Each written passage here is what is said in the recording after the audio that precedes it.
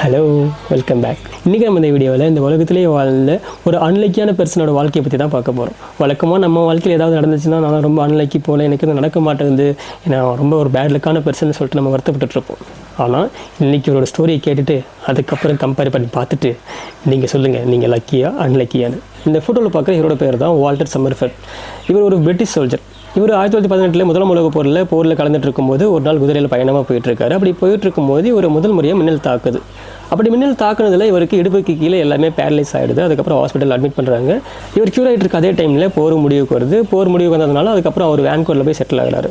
சரியாக ஒரு 6 வருஷம் கழிச்சு 1924 ஒரு ஆற்றுல மீன் பிடிச்சிட்டு இருக்காரு. அப்படி மீன் பிடிச்சிட்டு இருக்கும்போது புயல் மழை வருது. அந்த மலையிலேருந்து தப்பிக்கிறதுக்காக ஒரு மரத்துக்கடியில் போய் நிற்கிறாரு.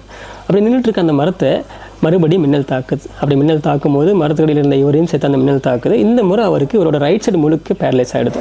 இப்படி பேரலைஸ் ஆனதுக்கு அப்புறமா கிட்டத்தட்ட ஒரு 2 வருஷம் கழிச்சு மறுபடியும் அவருக்கு காலெலாம் சரியாகுது. மறுபடியும் எப்பவும் போல் மீன் பிடிக்க போகிறது, வேட்டைக்கு போகிறதுன்னு சொல்லிட்டு எப்பவும் போல் அவரோட வாழ்க்கையை பார்த்துட்டு தான் இருக்காரு. ஆனால் மறுபடியும் சரியாக ஒரு 6 வருஷம் கழிச்சு 1930 ஒரு நாள் ஒரு பார்க்கில் நின்றுட்டு இருக்கும்போது மறுபடியும் 3வது முறையாக இவரை மின்னல் தாக்குது. இந்த முறை என்ன ஆகுதுன்னா இவருக்கு உடம்பு முழுக்க பேரலைஸ் ஆகிடுது. இப்படி பேரலைஸ் ஆனதுக்கப்புறமா பெட் ரெஸ்ட்லேயே இருக்கார்.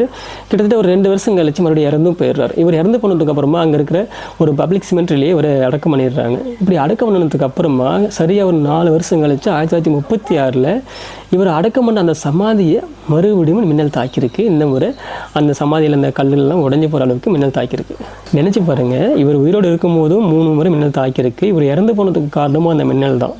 கடைசியாக இவர் அடக்கம் பண்ணதுக்கு அப்புறமாவும் அந்த மின்னல் இவரை விட்டு வைக்கல. இப்போ சொல்லுங்கள், நீங்கள் லக்கியா அன்லக்கியான்னு கம்பேர் பண்ணி பார்த்துட்டு. ஓகே, பாய்.